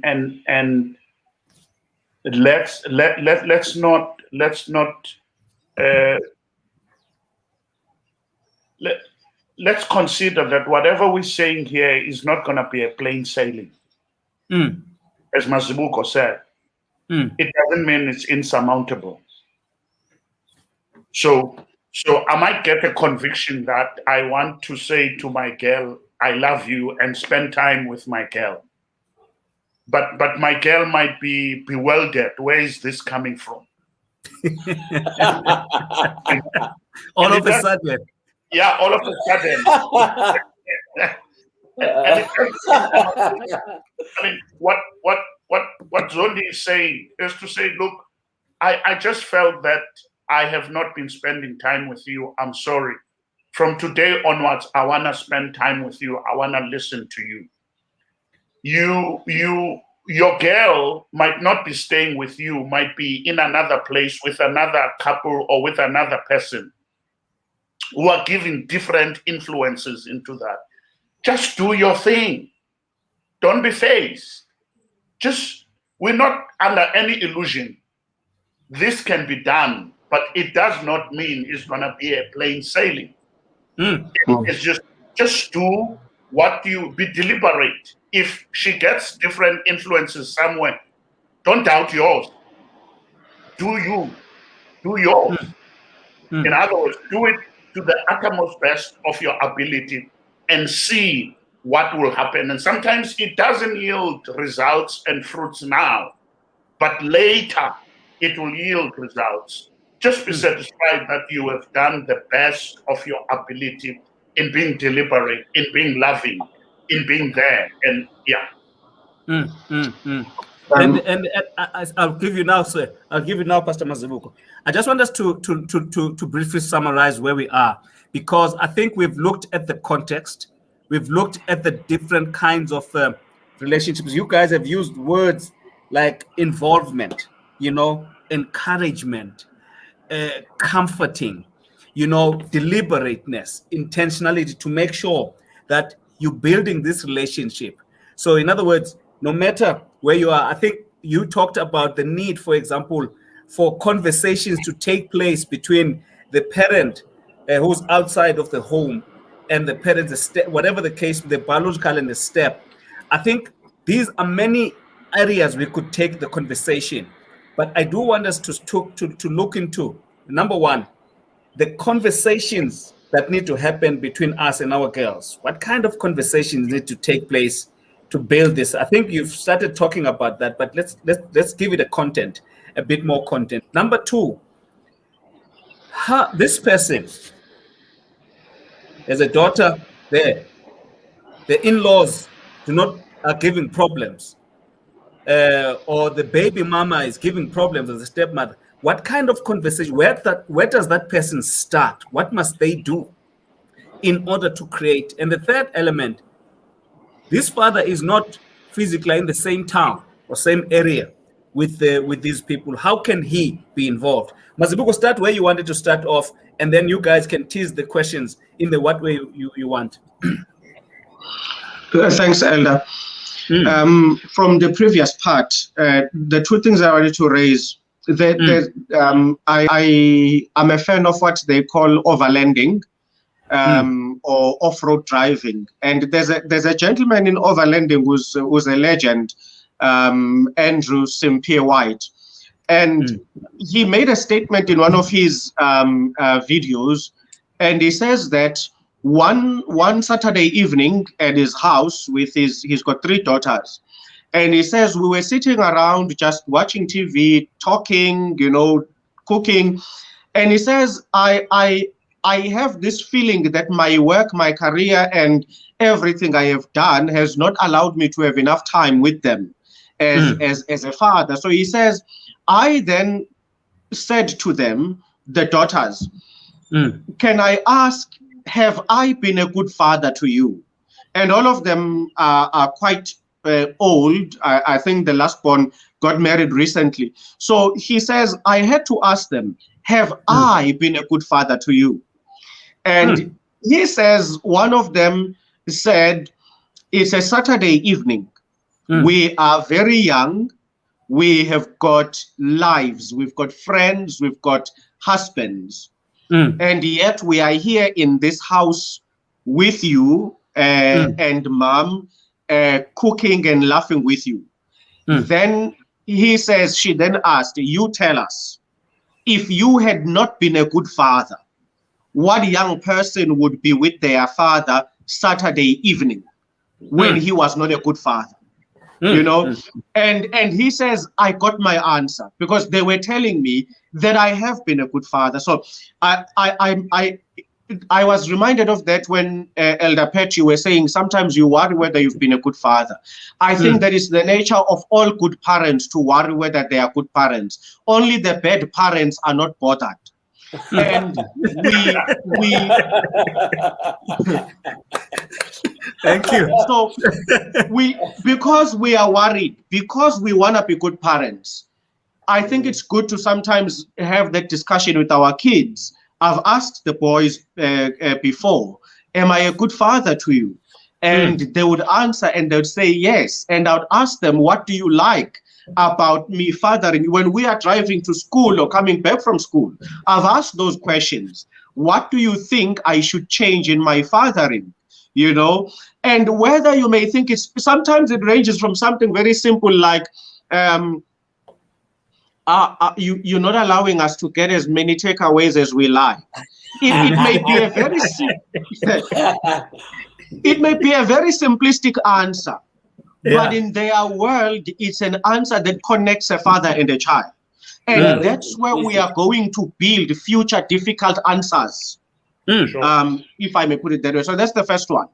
I think having that conversation, do you think I'm a good father to you?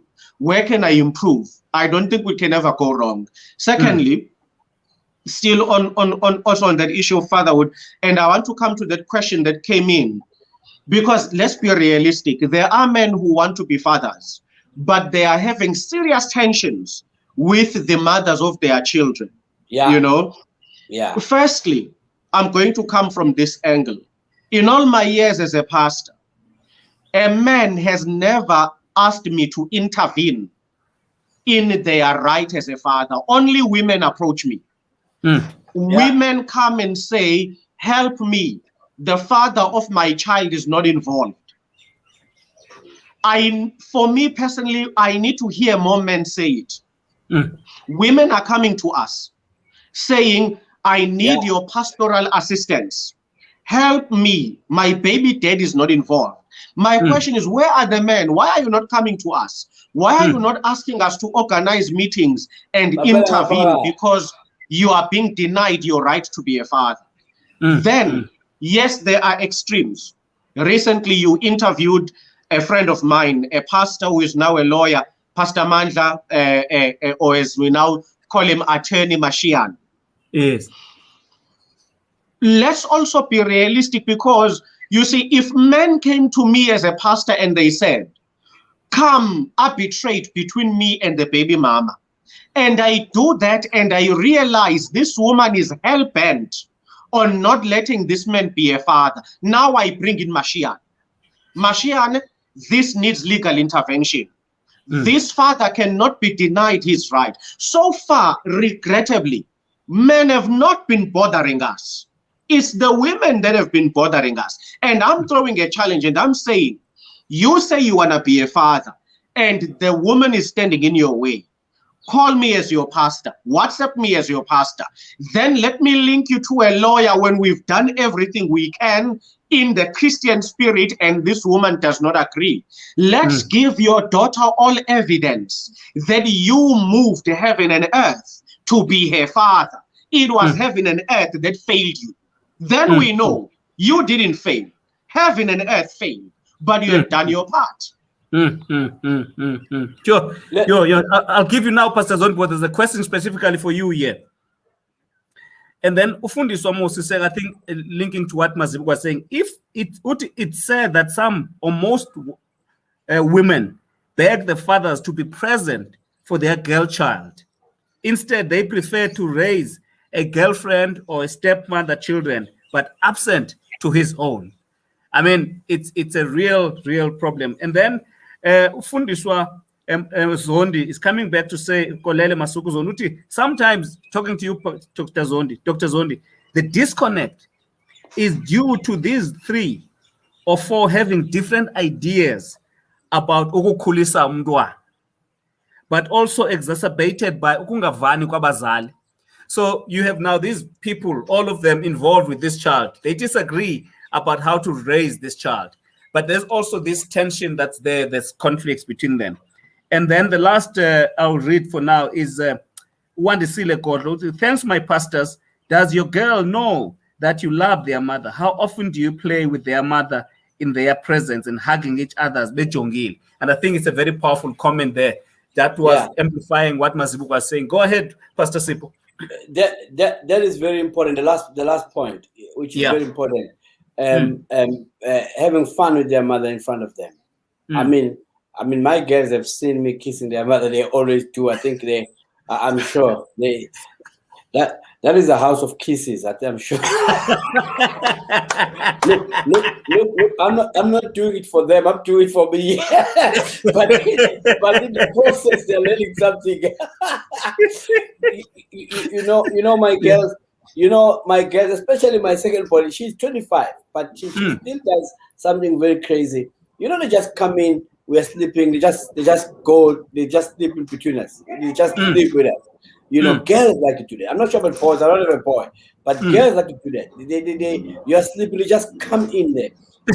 I believe it does something. Look, they're 26, 25, but they're still my little girls. You know, they come and sleep on my bed. So I think the last comment is very spot on. But I wanted to say this. Somebody commented earlier on. I want to talk to especially pastors, elders, and deacons. You know, my daughters are serving in the church, but the elder ones, we had a meeting with them some years ago with my wife, and I said to them, "I'm the pastor. You're not the pastor. You know, I want you to be free to be yourself, because you know sometimes church can make your children pay the big price. If you're not careful, you're gonna find that elder pet. You're now having your daughter being an elder. They're measuring her using the same style they're measuring you. And if you don't set your children free, there's gonna be a problem, because your daughters are gonna make mistakes like all other daughters, like all other children. You've got to allow them and protect them and set them free. They have to understand they are serving God here together with you. If they do serve with you, which is precious, it's good, and it's very commendable. But they have to understand that they are not pastors, and the church need to understand it. The church need to understand that I am the deacon. My children are not the deacons. Are not deacons. I am the deacon. I am the elder. My children are not the elder. So the standard you use to me, don't use it on my children. Because sometimes we pastors and elders and leaders in the church, we put too much pressure on our children. And we don't ever say this to the church. We have to stand in the pulpit and say it to the church. And say, by the way, who's Otolo in Tobiam? Agayo elder. Agayo Tigon.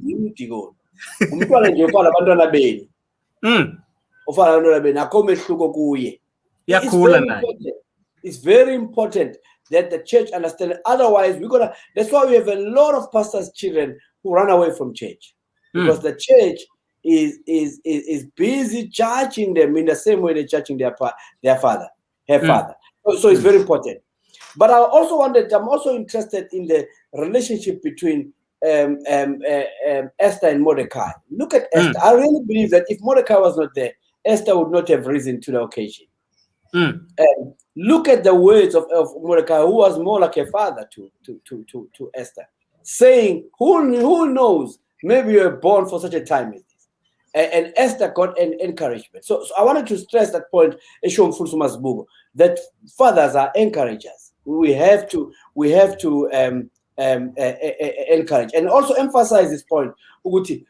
Sometimes, because there's a point, somebody asked a question, what if the three have different opinions? Let me tell you, I've been to many situations like that, and all of them have come to one conclusion. It's not that they have different opinions, it's just because they have their selfish ambitions. That's the truth. You know, when it's not about you, it's about a child, it's easy to agree. But you see, it's not all the time. On all these cases I've been, it's not about the child, it's about them. And for as long as, if there's three of us, for as long as it's about me, it's about me, it's about me, not the child, it's easy to differ. But you see, I want to advise that listener and say, listen, I can count over 30 of those cases. I've seen them. All of them, one conclusion. They disagree because it's not about a child, because it's about them. it's about them. It's their selfish things. It's about them. So for as long as it's about them, they will never agree. But when it's about a child, it's about a child, you are able to compromise and agree and say, okay, let's work this thing out. But here's my last point I want to say, and encourage all of us as fathers, and encourage even myself, that I really believe that one of the things that we need to do as fathers is to prepare our daughters for battle. Let's prepare our daughters for battle, because outside there's a battle. Daughters, when they grow under a father, we need to prepare them for a battle. Outside there, it's not going to be easy. And secondly, we have to, as fathers, because when we are fathers there, one of the things we can assist in is monitor the outside influences on our daughters. Just monitor that, help them to choose courage over conformity. Let's help our daughters really to choose courage, because the world they live in is not so kind to girls many times. It's not so kind. And we really need to help our girls to choose courage over conformity. There's so much conformity.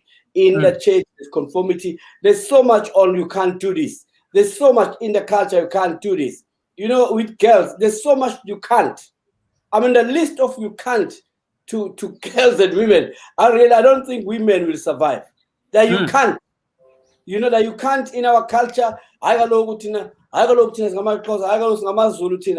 list of you can't, it's amazing.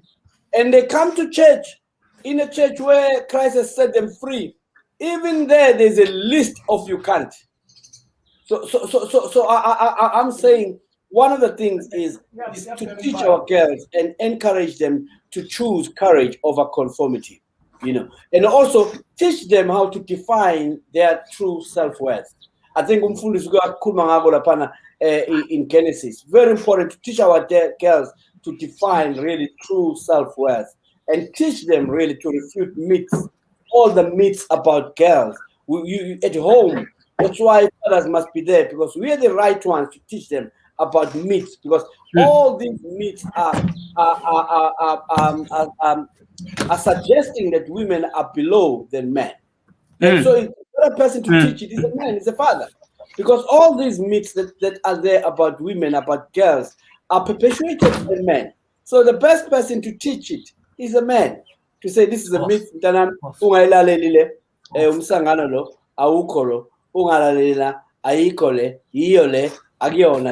the best person to teach it is a father. So I'm challenging myself too, that we really need to step up and teach our girls and refute all these myths that are out there. So I wanna end there and just say, my brother, there is just so much that we need to do as fathers and reach out as fathers. But I think it must begin by accepting we have not done well as fathers.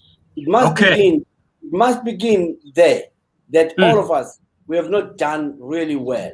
There are a lot of reasons, valid reasons. Some are not valid reasons. Valid reasons, like we did not know, we grew up in a particular way, and there are a lot of valid reasons. That is fine. But I think at some point we must start afresh. It can't continue like this. It can't continue like this. I mean, at Fort Hare right now, Fort Hare, they were burying a girl. I think she was pieced into pieces. I mean, it can't continue like this. It really can't continue. It can't continue like this, The list is long of girls get missing and all those things. It really can't continue like this. At some point, we must stop excuses. Let's stop excuses and face this thing head on and say there's a mess out there. Let us organize men's sessions. Let's organize. Let us not talk when things are bad. Let us now, the challenge is on you, for Kulati, to mobilize, having great men's sessions. Let us destroy denominational boundaries and limitations. Just call men. Let us come. Let's destroy traditional barriers, cultural barriers. Let's destroy all that and just bring men. Whether you are from Northwest Limpopo, wherever you are, let's just bring men. Let's come together. Let's come and shape each other. It must begin somewhere. The great move starts somewhere. We have to start moving and just face it head on, because it's a cancer that is destroying our families, destroying our families, and destroying our community and our country. Thank you so much. Thank you. Wow. Pastor Melane? No, I think, let me just say, one of the things that we've got to think about is, as families, to adopt girls who do not have father figures in our midst. That's one of the things we have to do to rectify what is happening with girls. It has been a beautiful program. My family wants me for lunch or dinner now. They've been waiting. You said past. Don't leave before we finish. I know. Don't leave before we finish. We're gonna finish now because and I think we've covered quite a lot of ground, guys. We've covered quite a lot of important ground, and I think Thando, you started on a question that was asked here: how does the church help the girl child who does not have a father figure? I think this adoption idea that you're talking about speaks exactly to that, and I think there are so many other questions that we could not deal with at this point because of time limitations. But I do want to ask you to encourage a single father who is raising girls, because there's a sense in which there's a mistrust that men are unable to raise daughters. But there's this guy who's out there waking up in the morning, trying to do everything possible for their child, and who's a single dad, either by death or whatever circumstances. What words can you say to that person? And by the way, we're going to come back again. I'll bring you back so that we can carry on with other questions that have come in. And Kosi Ngonongono is saying, so true, men and young boys need to have conversations. Again, which is need to have these types of, their actions also show an absence of father figures in their lives. Benjamin Sibanda, uti courage over conformity. Wow. Siyabonga, Pastor Zondi, really touched by that. Thando Matanga says it would be great to get views from women on these topics, so we have a feedback, a balanced feedback, and also practical solutions. We'll do that, but we also wanted just to talk also as guys on our own, so that we can begin to think through these things ourselves. Gentlemen, as we wrap up, okay, can you talk to the single father out there, or the father who's out of the equation, either by marriage or breakup relationship? They want to still play the role that we've described today under difficult circumstances. If you can hammer those messages through, and then we are done for today. Elder Pat, maybe before we get to that, you had previously asked us about the conversations that need to take place between fathers and daughters. There are two fathers in the Bible that I find very interesting in the way they treated their daughters. The first one is a man called Jephthah, the Gileadite. We find him in Judges chapter 11. This is the man who made an oath to God that if he was to win against the Ammonites, he would sacrifice the first living thing that would come out of his house. And the Bible says when he came back, his daughter came out. And we hear him crying, that, oh, my daughter, I am undone because I'd made a vow to the Lord. Two things I've always loved about Jephthah. One, many people have never noticed that the story does not mention the mother. It appears Jephthah was a single father. Even his cry, you are my only daughter, my only one. Without you, I have no other. It seems to be a connection with not just that you are my only child, but that I don't have anyone in life. Even your mother is no longer around. So she may have died. But look at the emotional connection between him and her. And what I take very seriously, look at how he apologizes to her for the oath he made, because now he can see it is going to cost her life. He says, I made a vow to the Lord. I made a vow. Now I cannot go back. He is in pain because of it. Then there's a second father who is David. He is told that his daughter has been raped by his son Amnon, and he does not pay attention. And this, by the way, is what angered Absalom, because Absalom and Tamar are the son and daughter of the same mother. Okay? And Amnon had a different mother, but the father was David. Absalom is angered by his father's trivial reaction. Two fathers dealing with two daughters. One is connected and apologetic. The other one is trivial and distant. I do think that we need to say this. Many of us men owe our daughters an apology. Yeah. We are Davidic. We owe them an apology. The first conversation has to be, I have failed you. I failed you.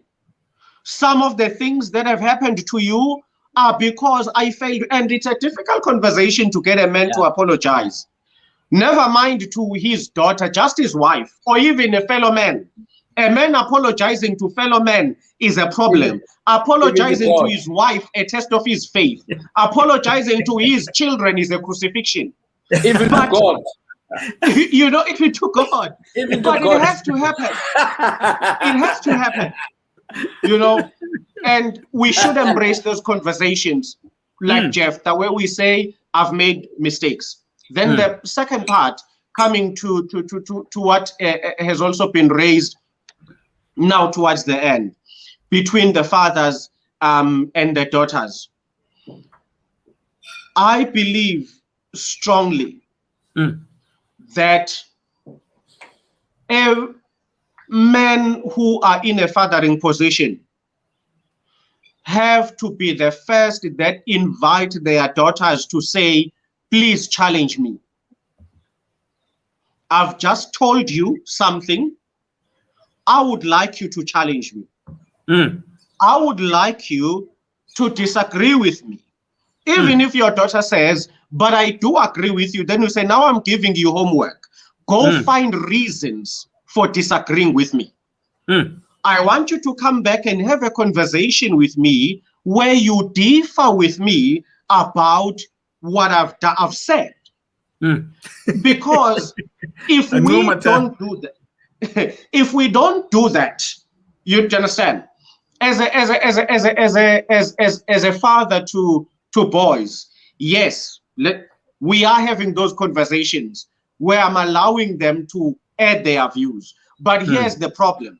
The world is still patriarchal. What does that mean? It means that even when my boys disagree with me, it's still within the realm of the correctness of men.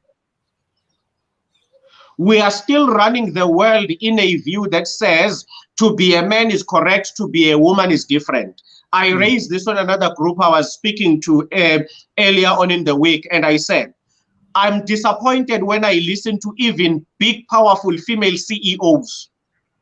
You will hear this. A woman has been appointed as a CEO of a big company. She's in an interview. She is asked, what do you think you are bringing into this position? Her first line, as a woman, I have qualities. No. Have you ever heard a male CEO say, as a man, I have qualities?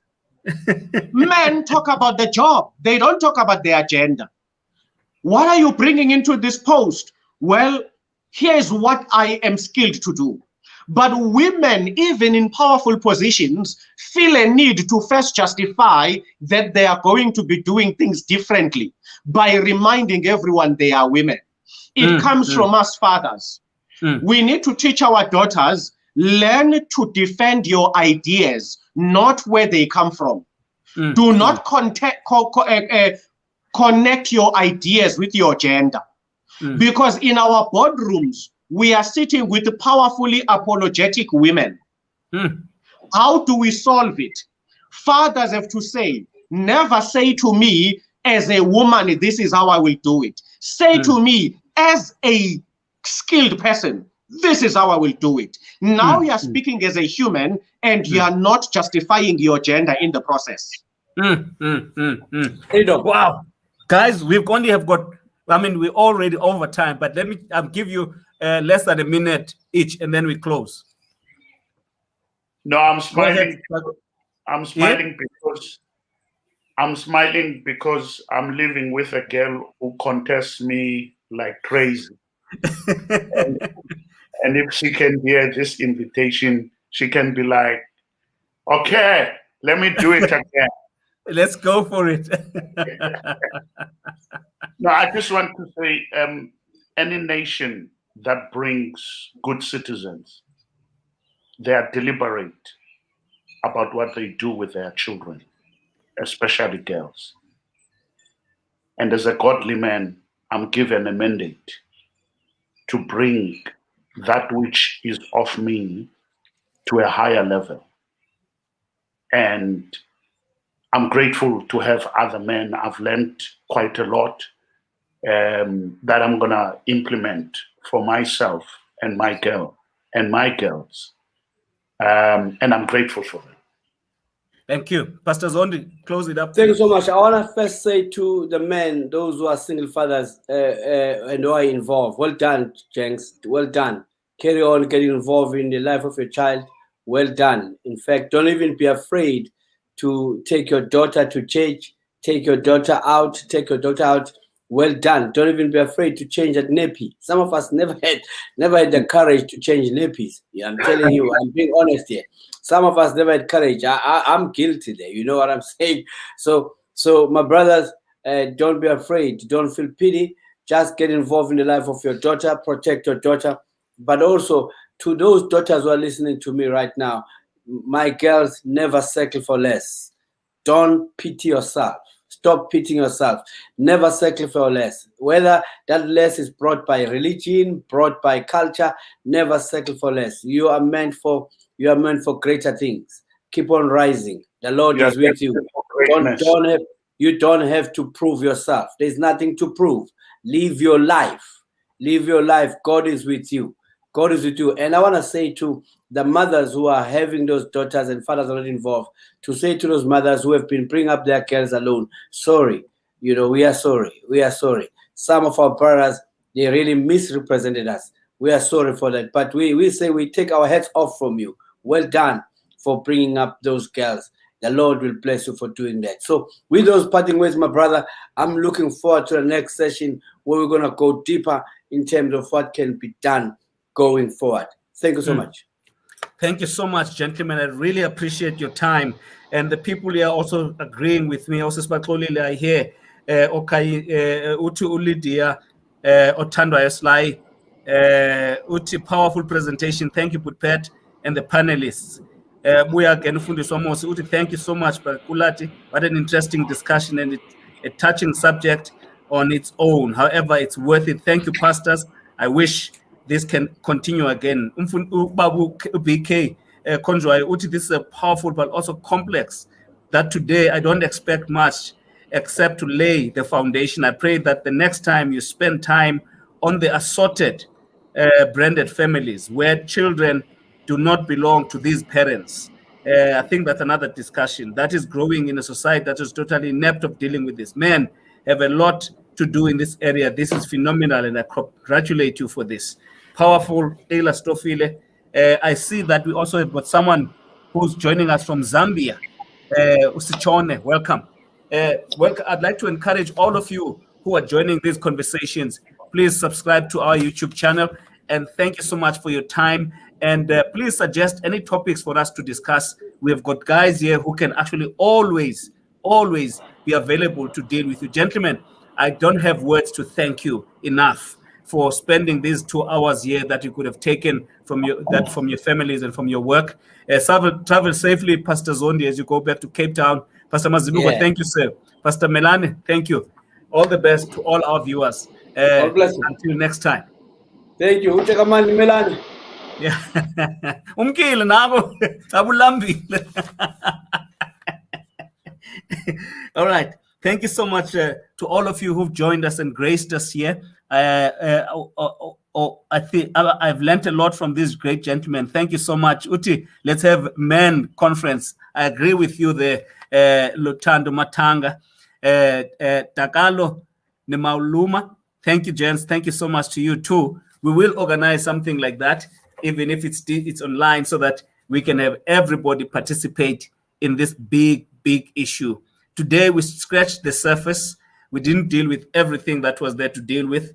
We didn't deal enough with all of them, but the time was so little. There was so much to talk about. Thank you again to all of you. May God bless you. Until we meet next time. Cheers. Bye-bye.